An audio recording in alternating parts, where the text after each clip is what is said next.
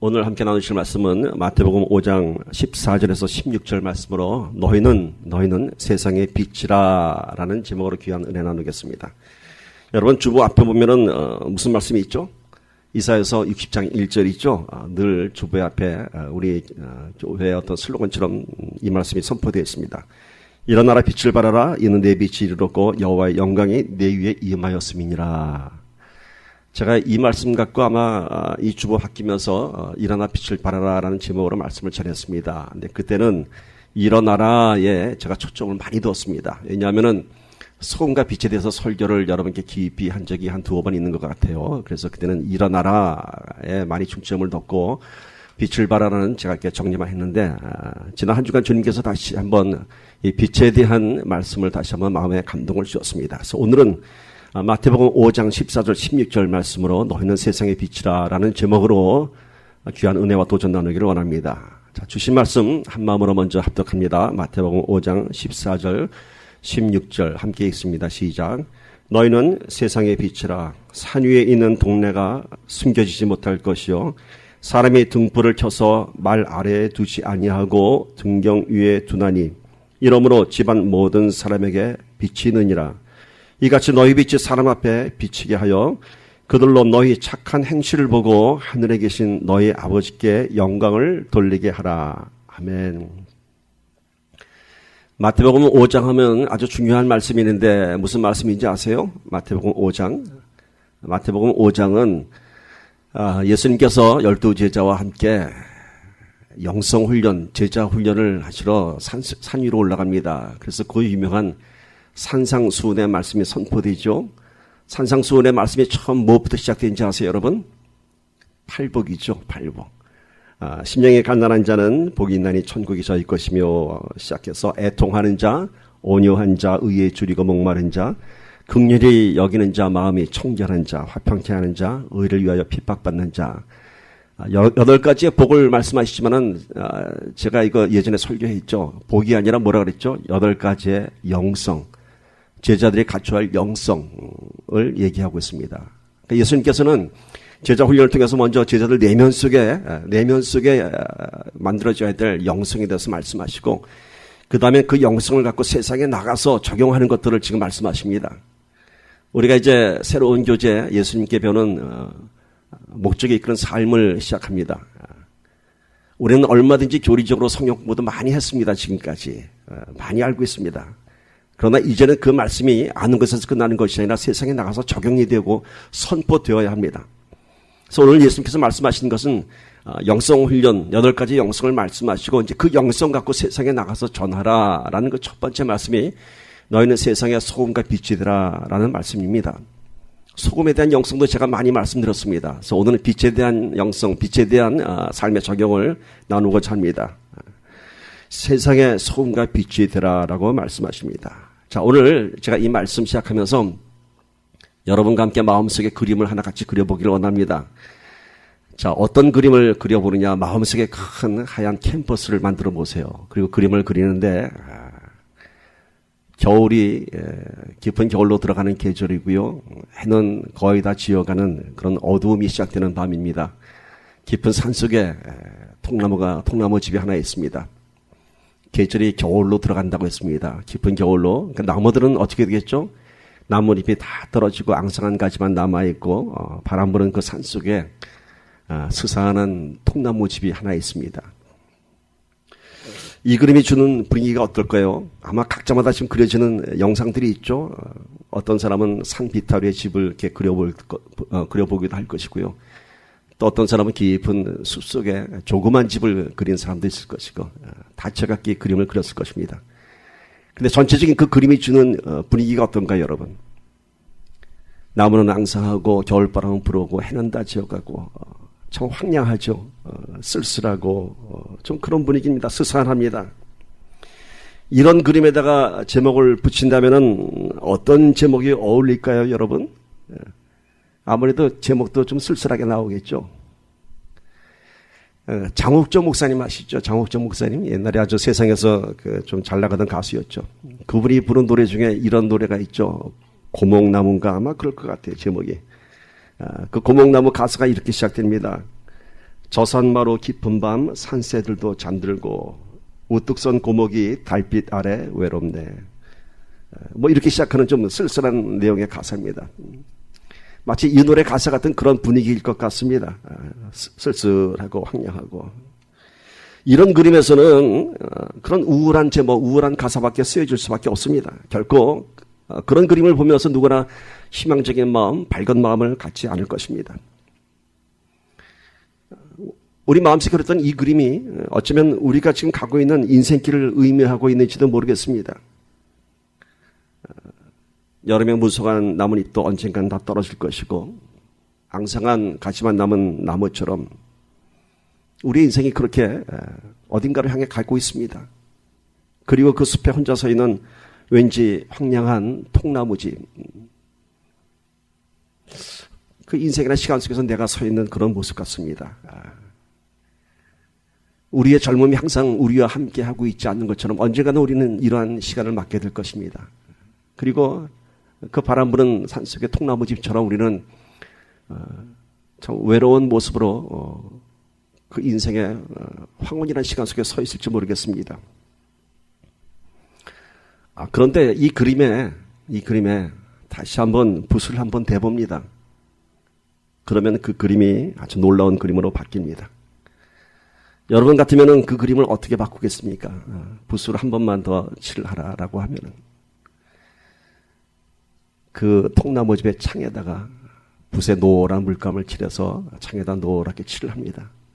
그러면 어떻게 될까요? 그 그림이 통나무집에 불이 들어오고 그림은 따뜻한 그림으로 바뀝니다. 황량한 우리 인생길에 따뜻한 빛 하나 들어오면은 우리 인생이 그렇게 달라집니다. 따뜻해집니다.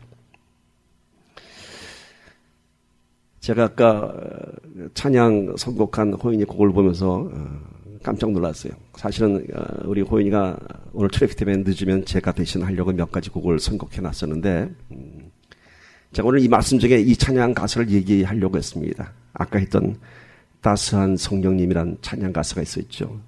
따스한 성령님 마음으로 보내 내 몸을 감싸며 주어지는 평안한 만족감을 느끼네.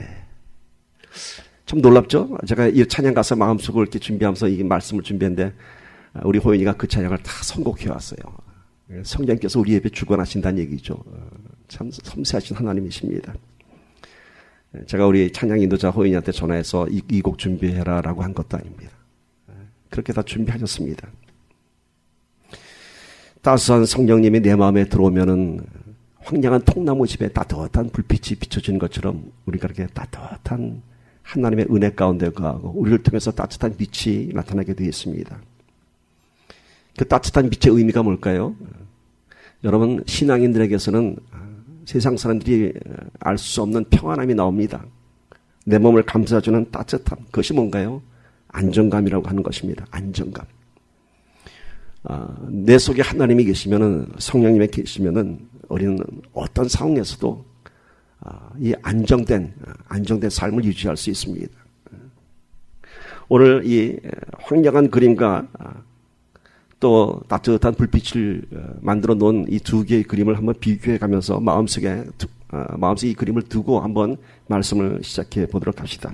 오늘 말씀은 너희는 세상의 빛이라라고 이렇게 시작하셨습니다.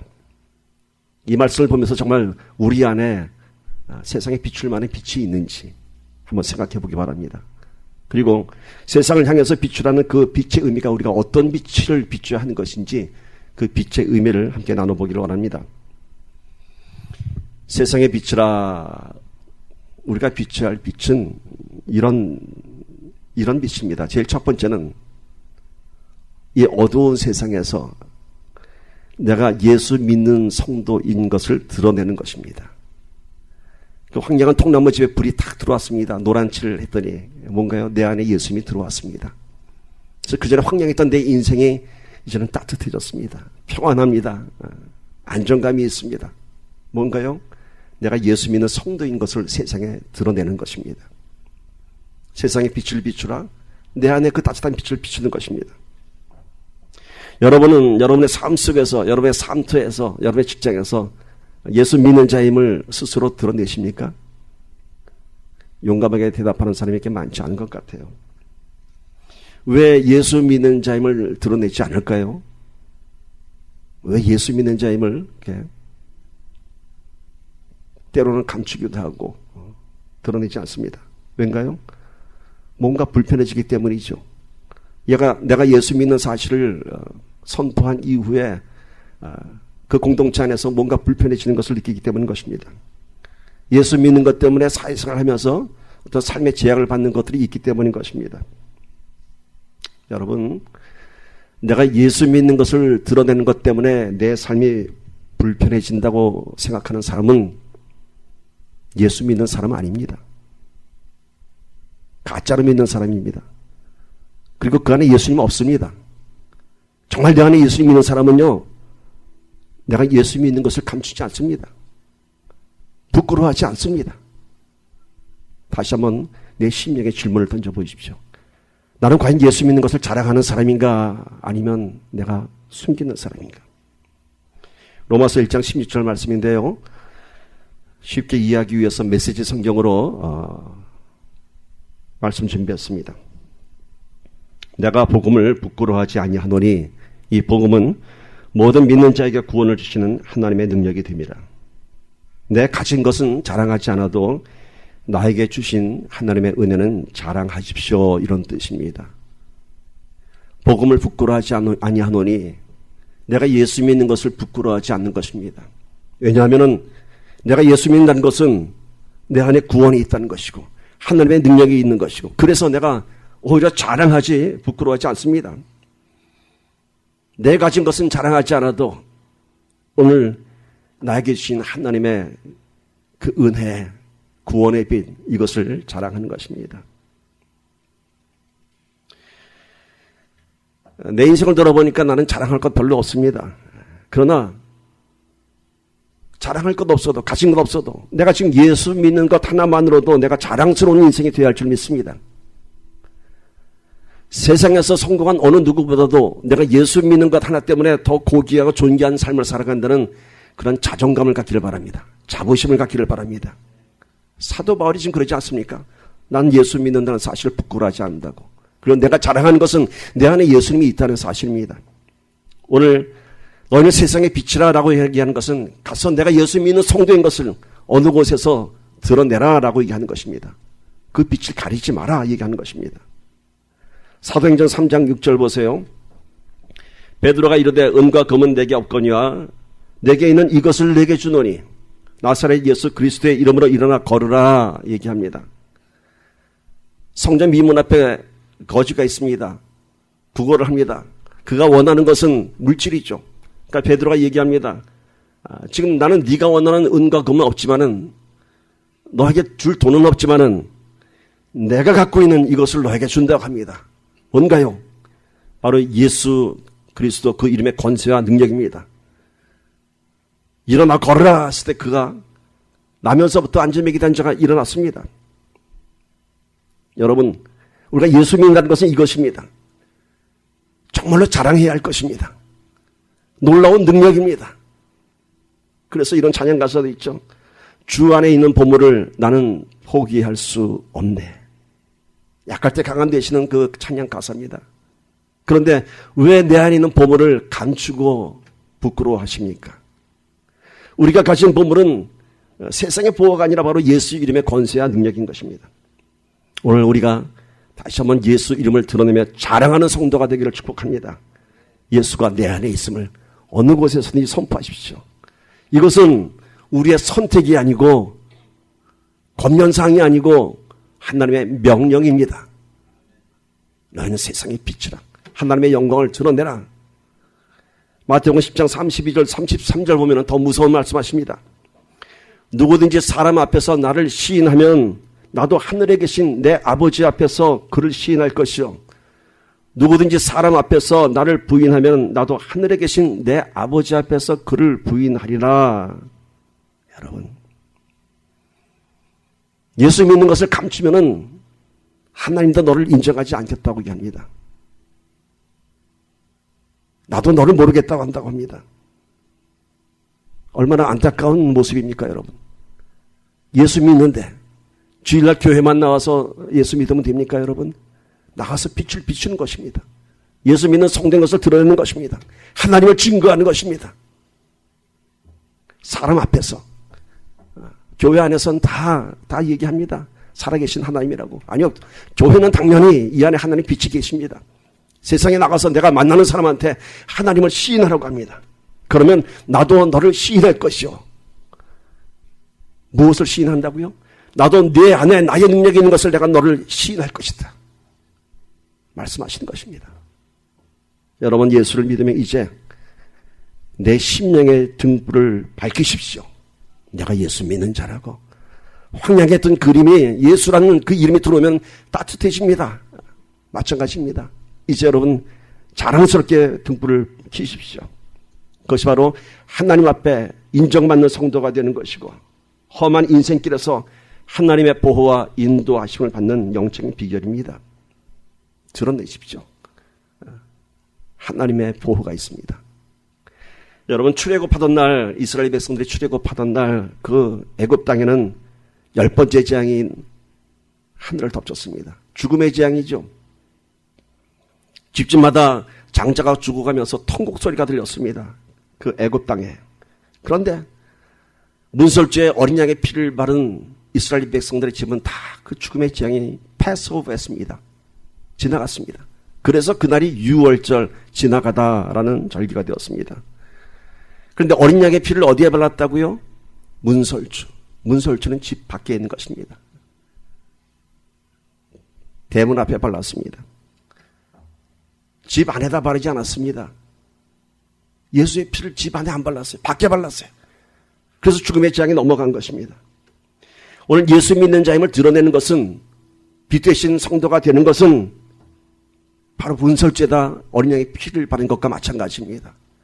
그러나 나가서 예수 믿는 자임을 드러내지 않는다면 문설주 어린 양의 피를 바르지 못하고 집에 와서 내 문 안에다 바른다면 아무 소용없습니다.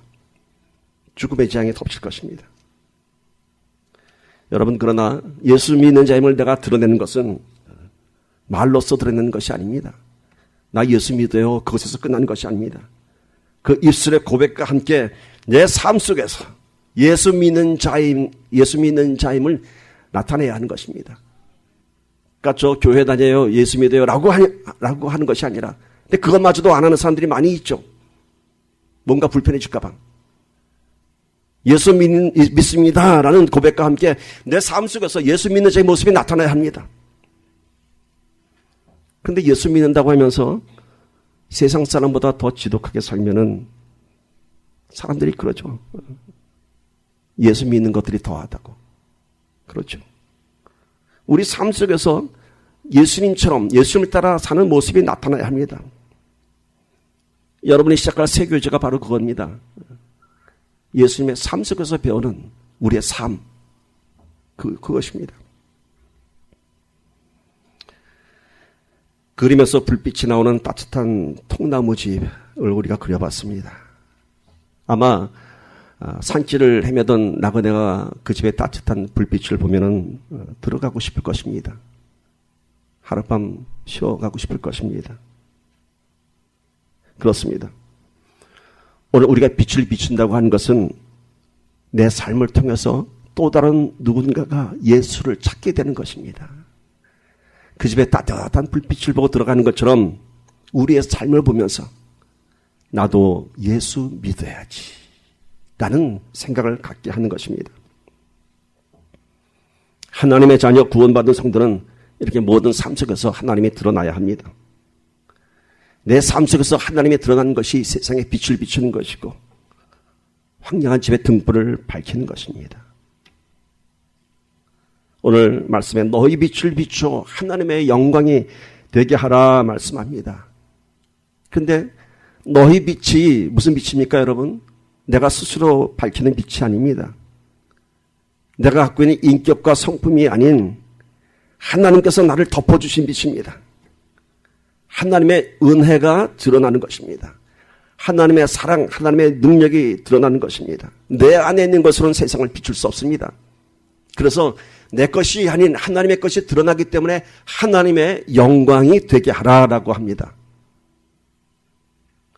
하나님의 영광이 되게 하는 것, 아마 제가 지난주간도 잠깐 말씀드린 것 같습니다만, 결코 사람들은 우리가 예수 잘 믿어서 성공한 이야기로 인해서 감동받지 않습니다. 저 사람 예수 열심히 믿어서 사업 성공했대, 부자 됐대, 암 고쳤대, 그런 걸로 감동받지 않습니다. 우리가 아무리 간증을 해도, 하나님께서 나를 축복하셨다고 해도 그들은 그걸 인정하지 않습니다. 다른 곳에서 그 성공의 요인을 찾습니다. 사업을 열심히 했나 보지, 안 고쳤다고 오진이었겠지, 이런 식으로 해석합니다. 그런데 정작 그 사람들이 감동받을 때가 있습니다. 언제 감동받느냐 하면은 우리 인생의 성공의 순간이 아니라, 우리가 축복받은 것이 아니라 가장 깊은 절망의 순간에 우리가 예수님 때문에 절망하지 않고 평안하고, 그 인생의 고통의 순간에도 그럼에도 불구하고 하나님을 신뢰하며 평강을 누리는 우리들의 모습 속에서 그들이 하나님을 보게 되는 것입니다. 우리 인생이 어두운 곳에 있을 때 더 빛을 발할 수 있습니다. 우리가 하나님으로 인해서 축복받았을 때 세상에 비추는 빛보다는 우리가 나락에 빠졌을 때, 절망 가운데 있을 때, 그때 바라는 우리 하나님의 은혜의 빛이 세상을 변하게 하는 것입니다. 마치 도시의 화려한 네온 사인보다도 깊은 숲속에 지금 작은 통나무 집에서 나오는 그 따뜻한 불빛이 나그네의 발길을 인도한 것처럼, 우리 인생의 어려운 시간에 하나님께서 주신 은혜가 우리 인생을 밝힐 때에 그 빛이 세상에 하나님을 드러내게 한 것이고 하나님께 영광 돌리는 것입니다. 밤하늘의 별은요, 칠흑같이 어두운 밤에 더 빛이 납니다. 세상의 빛이 많을수록 별빛은 감추어집니다. LA 하늘도 밤에 별이 없는 것이 아닙니다. 세상에 불빛이 많기 때문에 우리가 별을 볼 수 없는 것입니다. 세상에 불빛이 없는 곳에 가면 하늘의 빛은 반짝입니다. 우리 인생에 어두움의 시간이 오는 것은 내 안에 하나님의 은혜가, 하나님의 권능이 더 빛을 발할 시간이기 때문인 것입니다. 더 빛을 발하기 위해서 때로는 인생의 어두운 시간들이 있습니다. 하나님을 드러내기 위해서 등불을 켜라고 합니다. 예수 믿는 자임을 선포해야 합니다. 등잔에 기름이 가득하여도 그 심지에 불을 붙이지 않으면 아무 소용없습니다. 기름 냄새만 납니다. 사랑하는 여러분, 이제 예수 믿는 자임을 드러내고 그 불빛을 세상에 비춰야 합니다. 며칠 전 이렇게 촌수를 치면 제 사촌 동서가 되고요. 그분은 늘 저한테 형님 부릅니다. 설교 시간에 이름 밝히기는 그래서 이렇게 이름 안 밝히고 얘기합니다. 한국의 큰 교회, 아주 오래된 역사 깊은 교회 당회장 목사님이십니다. 미국에서 일찍이 신학 공부 마치고 젊은 시절에 청빙 받아서 큰 교회 가셔갖고 지금 평생 한 교회만 섬기신 아주 훌륭한 목사님이십니다. 며칠 전에 LA 들어오셔서 제가 만났습니다. 차에서 내리는데 모자를 쓰고 내리셨습니다. 그러면서 저한테 웃으면서 얘기합니다. 목사님, 형님 목사님, 제가 환자가 돼서 왔습니다. 얼마 전 갑작스런 어떤 증상으로 인해서 병원에 진단을 받았는데 췌장암 2기에서도 말기라고 하는데 그것은 병원에서 좋게 한 얘기고 3기라고 합니다. 췌장암은 가장 힘든 암 중에 하나라고 합니다. 항암 치료를 공급하기 시작했지만은 하다가 중단했습니다. 너무 고통스럽고 그리고 목사님께서 그런 말씀하세요. 지금까지도 하나님께서 나한테 이렇게 큰 은혜 주셔서 평생 이렇게 아름답게 사역했는데 지금 가면 또 어떻습니까? 그러시면서 교회 안식년 휴가를 받아갖고 지난주에 LA 들어오셨어요. 그래서 저하고 같이 식사를 하는데 예전에는 그 목사님이 참 음식을 좋아하세요. 그래서 뭐 고깃집 가고 뭐 좋은 스시집 가고 그랬는데 그날은 샐러드 박았어요. 암 환자니까 이제 먹는 걸 관리하신다고. 참 마음이 아팠습니다. 지난 4월 달에도 제가 만났습니다. 근데 이제 암 진단을 받고 병원에서는 뭐 1년을 얘기하는데 그 1년도 아주 고통스러운 1년이 될 것이라고 그런 진단을 받았습니다. 그런데 저는 그 목사님 모습에서 전혀 그런 죽음에 대한 두려운 모습을 보지 못했습니다. 통나무 집에 따뜻한 불을 밝히는 것처럼 정말 아주 평안한 빛을 봤습니다. 그러시면서 얘기합니다. 1년 안식년 동안 아주 오래전에 한국 그 횃불 트리니티 신학대학원에서 부탁을 받은 구약 주석을 좀 완성해야 할 것 같고요. 또 지금 LA에서도 신학교에 매주 월요일 강의를 나가실 계획이 있다고 합니다. 놀랍지 않습니까, 여러분? 마지막까지 빛을 태우는 것 같습니다.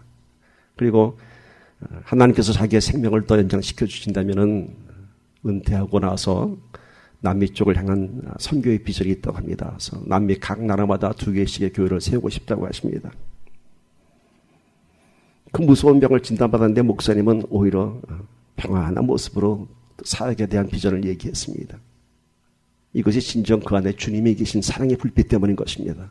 여러분, 그 평안한 그 안정감, 내 안에 있는 예수, 오늘 우리 안에 그 예수의 등불이 비춰주기를 간절히 축복합니다. 자, 첫 번째는 우리가 예수 믿는 자임을 드러내는 것이었습니다. 이제 두 번째는 누군가를 위한 등불이 되어야 됩니다. 오늘 말씀해 보니까 너희 착한 행실을 보고 하늘에 계신 너희 아버지께 영광을 돌리게 하라. 근데 이 너희 착함은요, 세상의 도덕적 기준이 아닙니다. 그런 선한 것이 아니라 하나님의 기준이고요, 거룩한 기준으로 선한 것입니다. 착한 것입니다. 긍휼, 자비, 위로, 배려, 용서 이런 단어를 쓸 수가 있겠죠.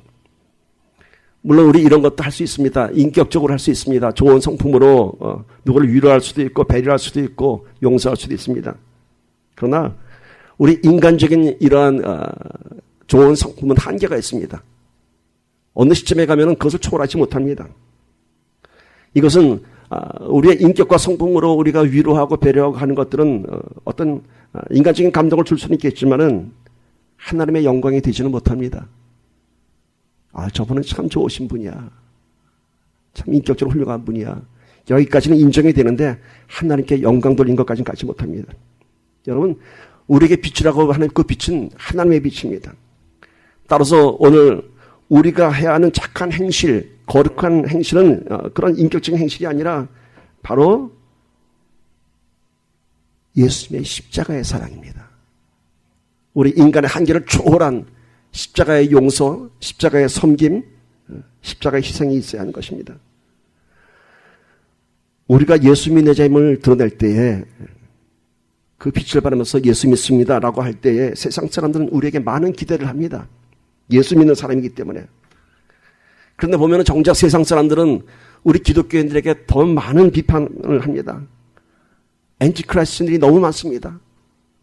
뭐 심한 말까지 붙여가면서 예수 믿는 사람들을 이렇게 아주 심하게 평을 합니다. 그 이유는 뭐냐면요, 예수 믿는 사람들에 대한 기대가 그만큼 크기 때문인 것입니다. 그 기대가 크기 때문에 그 기대에 만족치 못하면은 우리에게 불평을 쏟아냈습니다. 우리 안에서는 사람들이 기대하지 못한 그런 하나님의 성품이 나와야 됩니다. 인간의 성품이 아닌. 예수님께서 십자가에서 죽기까지 우리를 용서하시고 사랑하셨던 것처럼 우리도 그렇게 예수님을 닮아가야 합니다. 아까 세상은 마치 불 켜지기 전에 어두운 그림 같다고 했습니다. 그 통나무 집에 불이 들어오기 전에 그 스산한 모습과 같다고 했습니다. 춥고 어두운 겨울을 향해 가는 인생의 모습들, 갈 곳 없는 인생의 모습들입니다. 우리가 이런 산길을 걸어가다가, 황량한 인생길을 걸어가다가 이런 따뜻한 집을 발견할 수 있다면 우리에게 얼마나 큰 위로가 되고 큰 힘이 될까요? 우리가 그런 심령이 되어야 할 줄 믿습니다. 누군가가 인생을 살아가다가 우리를 만났을 때 우리 안에서 쉼을 원하고, 우리를 통해서 위로받기를 원하고, 우리를 통해서 섬김을 받을 때에 그 사랑의 크기와 깊이가, 넓이가 너무 어마어마해서 그들이 하나님을 보게 되는 것입니다. 그런 것이 바로 우리 신명이 될 것이고 우리들이 모인 이 교회가 될 것입니다. 사람들이 교회에 원하는 것은 바로 그것입니다. 교회 안에서 갖게 될 어떤 쉼, 평강, 위로, 안식, 다시 새 힘으로 인생을 시작할 수 있는 것이 교회입니다. 교회에 들어와서 사람들은 새로운 인생을 시작하게 됩니다. 그런데 이러한 쉼과 위로와 사랑을 기대하면서 교회에 왔는데 오히려 교회에 실망하고 교회에 있는 성도를 통해서 더 많은 상처와 시험을 받고 돌아간다면 참으로 하나님 앞에 무서운 형벌의 대상이 될 것입니다. 이것이 얼마나 무서운 형벌을 받게 되는지 아세요? 마가복음 9장 42절 봅시다. 또 누구든지 나를 믿는 이 작은 자들 중 하나라도 실족하게 하면 차라리 연자 맷돌이 그 목에 매어 바다에 던져지는 것이 나으리라. 얼마나 무서운 형벌입니까, 여러분? 나를 믿는 이 작은 자들, 키 작은 자가 아니죠. 아직 믿음이 성숙하지 못한 어린 신앙의 사람들을 얘기합니다. 이런 사람들이 교회에 왔을 때 그 믿음이 자랄 때까지, 성숙해질 때까지 배려해야 되고 섬겨야 되고 양육해야 됩니다. 그런데 이런 지체들을 사랑하지 못하고 배려하지 못하고 그래서 그들을 실족하게 한다면은 차라리 연자맷돌에 목을 메어서 바다에 던져지는 것이 더 낫다고 합니다. 참 무서운 형벌이죠. 그런데 안타깝게도 그런 교회가 많이 있습니다. 우리 모르게 지어놓은 장막이 있고요. 세상에서 들어와서 봤을 때 그 사람들의 눈에 비춰지는 교회의 모습, 정말 처절한 모습들이 많이 있습니다. 분열, 분쟁, 다툼. 그것은 더 이상 교회가 아닙니다. 세상은 교회에서 들려오는 그런 비명소리를 듣고 그곳을 가지 않을 것입니다. 우리가 지금 그림을 계속 마음속에 지금 이미지를 갖고 지금 말씀을 나눕니다. 우리가 아까 따뜻한 불빛이 그려지기 전에 그 황량한 그림에다가 만약에 노란 물감을 사용하지 않고 빨간색 물감을 사용해서 창문을 그렸다면 어떻게 될까요? 그 그림 분위기가. 어두운 산속에 통나무 집이 하나 있는데 그 안에 빨간 불빛이 나와요. 귀곡산장이라고 아세요? 귀곡산장. 얼마나 무서울까.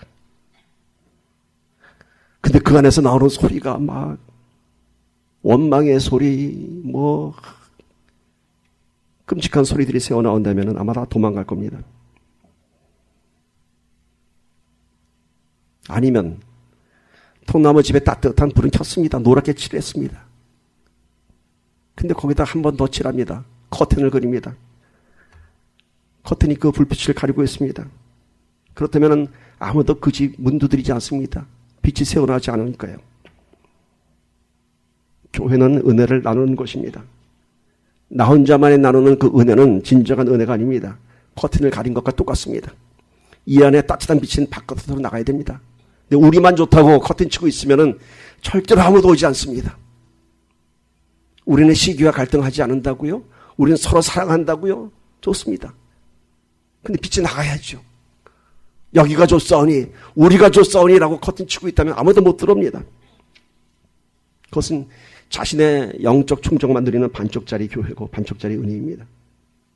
진정한 은혜는 그 은혜의 감격에 우리 심령의 문을 활짝 열고 교회의 문을 활짝 열어야 됩니다. 교회 안에 성도들을 봤을 때 그 안에서 예수 그리스도의 사랑을 발견할 수 있어야 합니다. 고린도전서 13장 사랑절에 보면 이렇게 시작하죠. 사랑은 오래 참고 온유하며 Love is patient, love is kind 합니다. 친절함, 온유함. 이 온유함이 뭔가요? 우리가 온유해지기 위해서는 하나님의 온유함을 먼저 경험해야 됩니다. 하나님의 온유함이 뭔가요? 우리 같은 죄인을 위한 하나님의 인내, 하나님의 그 따뜻함, 그러니까 우리가 그걸 받아야 됩니다. 그래야지만이 이제 우리가 그 온유한 것을 누군가에게 비출 수 있습니다. 그리고 이제는 사람들을 향한 온유함, 더 믿음이 성숙해지면요, 하나님에 대한 온유함이 나타납니다. 우리의 삶 속에서 하나님에 대한 온유함이 뭔가요? 우리 안에 어두운 시간이 오더라도, 고통의 시간이 오더라도 하나님 살아계신가요? 라고 불평하는 것이 아니라 그럼에도 불구하고 하나님을 신뢰하는 그 온유함, 그것이 신실한 믿음의 모습입니다. 에베소 4장 32절 봅시다. 서로 친절하게 하며 불쌍히 여기며 서로 용서하기를 하나님이 그리스도 안에서 너희를 용서하심과 같이 하라.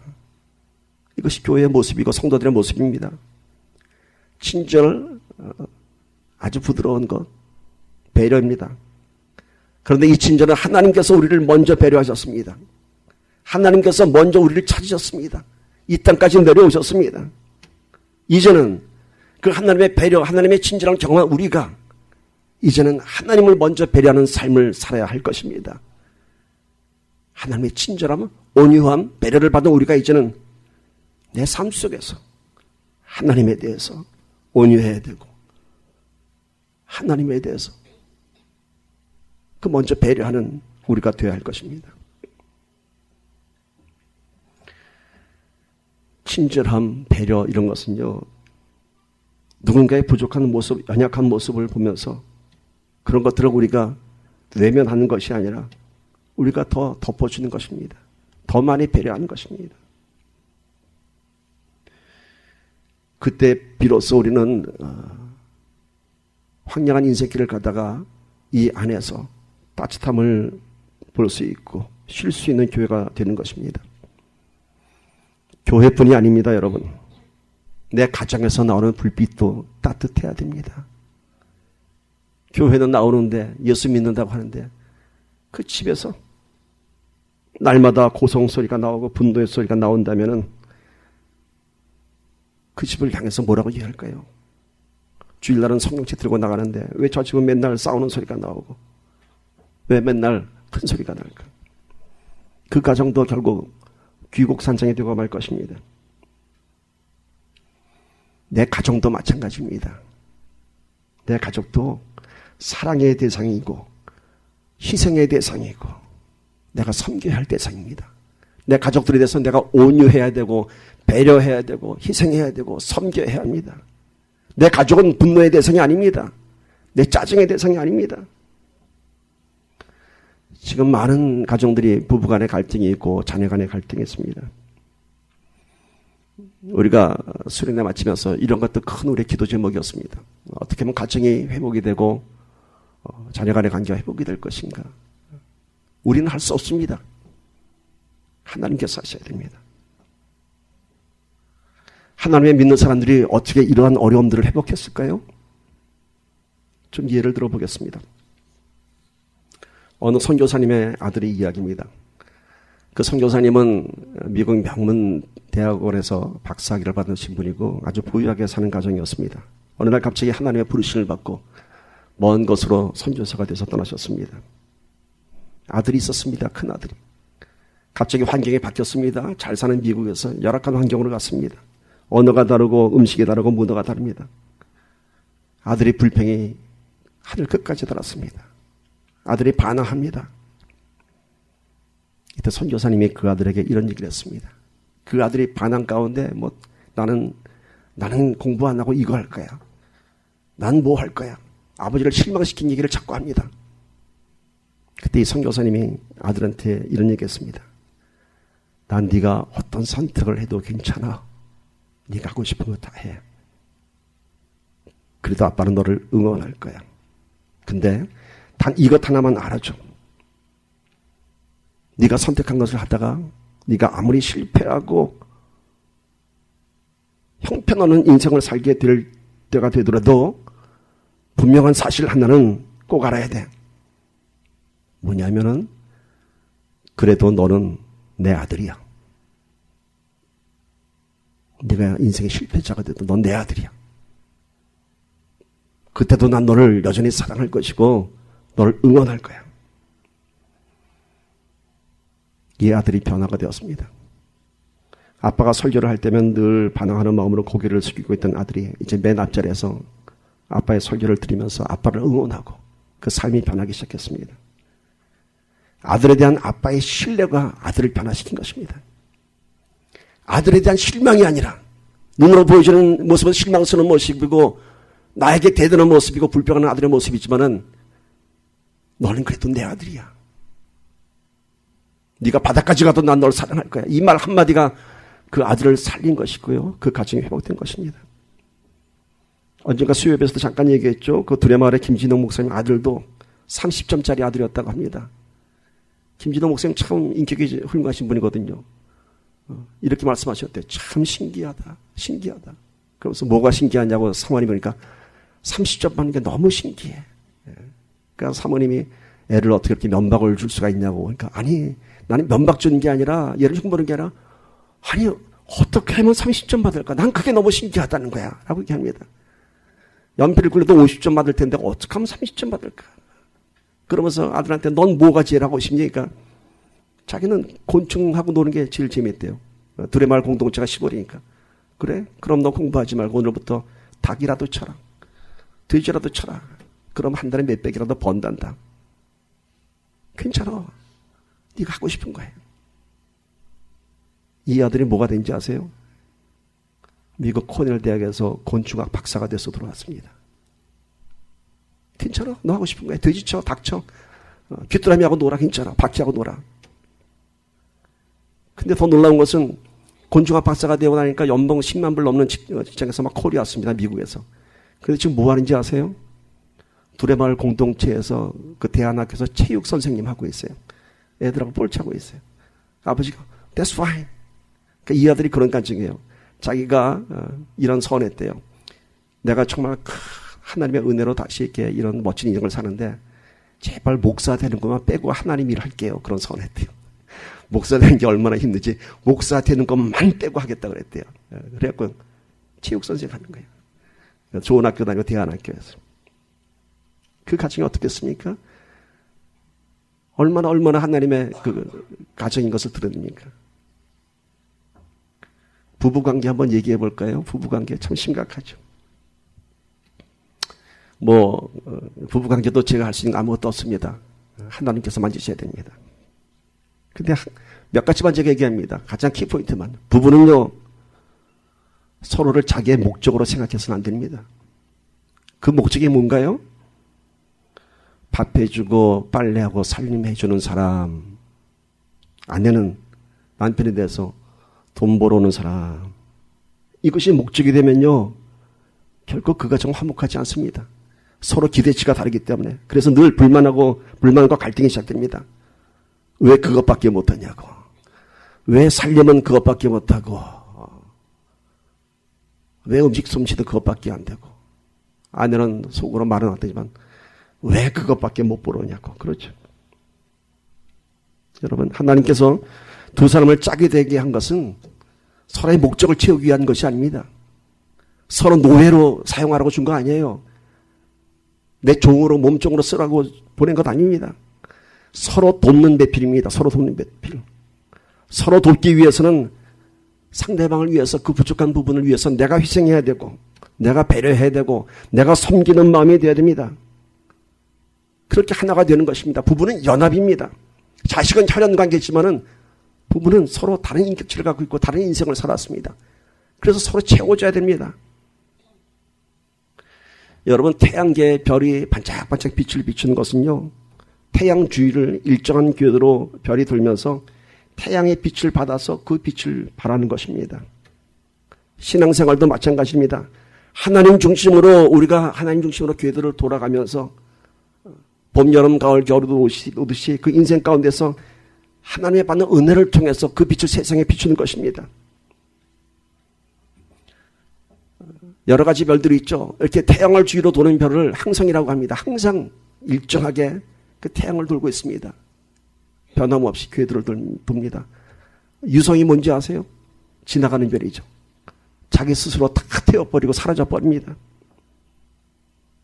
우리 신앙생활이 바로 그렇습니다, 여러분. 하나님을 중심으로 해서 우리가 하나님 중심으로 해서 늘 돌아가는 그런 신앙생활을 살아야 됩니다. 때로는 봄이 올 때가 있고 여름이 올 때고 가을, 겨울이 올 때가 있지만은 중요한 것은 하나님 때문에 내가 따뜻해지고 하나님 때문에 내가 빛을 발할 수 있는 것입니다. 그러나 내 스스로 살겠다고 내 인생을 불태워버리면 사라지는 유성과 같습니다. 그런데 태양의 주위를 도는 별들은 다 궤도가 다릅니다. 각자의 질량과 부피, 비중에 따라서 그 궤도가 다른 것입니다. 태양 가까이 도는 별이 있는가 하면 멀리 도는 별도 있습니다. 마찬가지로 여러분, 부부의 신앙 궤도도 다릅니다. 질량이 다르고 부피가 다르고 비중이 다르면 다른 궤도를 돌아가는 것처럼 서로 다른 인격체이기 때문에 신앙도 각자 다른 궤도를 돌아가게 됩니다. 그래서 늘 부닥치고 늘 갈등합니다. 따로따로 돌아가면서. 그런데 하나님께서는 지금 서로 돕는 배필이 되라고 했습니다. 그것은 뭔가요? 서로 따로따로 이렇게 돌아가는 것이 아니라, 여러분, 태양을 돌면서 지구와 달이 같이 돌아가지 않습니까? 같이 돌면서 다른 지구의 줄을 돌지 않습니까? 마찬가지로 부부는 서로가 서로를 도와주면서 서로의 중심점이 되어주면서 함께 하나님의 궤도를 돌아가는 것입니다. 따로 도는 것이 아니라 함께 손잡고 연합해서 돌아가는 것입니다. 때로는 크게 돌기도 하고 때로는 작게 돌기도 하면서 서로 격려하고 인정하고 배려한다면 달이 늘 태양의 빛을 비추는 것처럼 여러분의 가정에서도 아름다운 사랑의 빛을 비춰지게 될 것입니다. 같이 도는 겁니다. 같이. 혼자 한번 크게 불러보세요. 여보, 같이 돕시다. 시작. 여보, 같이 돕시다. 돌지 말고 돕시다. 크레이지가 아니라 하나님 주의를 돕시다. 여러분, 크리스천의 가정은 세상의 가정과 다릅니다. 세상의 빛이라. 구별된 거룩한 가정이 되는 것입니다. 우리 모두가 가정과 교회와 세상의 빛을 비추는 따뜻한 불빛이 되기를 소망합니다. 잠깐이 아닌 일색이 아닌 더 따뜻하게 비추기를 바랍니다. 우리 교회가 세상을 향한 따뜻한 사랑의 불빛이 되기를 주님의 이름으로 간절히 축원합니다. 여러분 마음속에 그랬던 그림들이 어떤 그림이세요? 저는 제 마음속에 그림이 있습니다. 근데 그런 그림을 제가 이렇게 그려서 보였으면 좋겠는데 그런 게 힘들고 그냥 제가 그림을 좀 준비했습니다. 첫 번째 그림 한번 보여주세요. 벌써 나왔네요. 따뜻한 저 불빛을 비추는 집. 얼마나 따뜻합니까? 눈 덮인 깊은 숲속에 저 불이 꺼졌다고 생각해 보세요. 얼마나 황량합니까? 우리가 저런 심령이 되어야 합니다. 그 다음 그림. 이런 교회가 되어야 합니다. 따뜻한 불빛이 나오는 그 앞에서 기도하는 목자들이 있죠. 예수님이 아기 예수가 있네요. 꼭 사무엘 같지만 여러분 세상의 빛이 되기를 다시 한번 축복합니다. 내 것이 아닌 하나님의 빛을 비추십시오. 아멘. 기도합니다.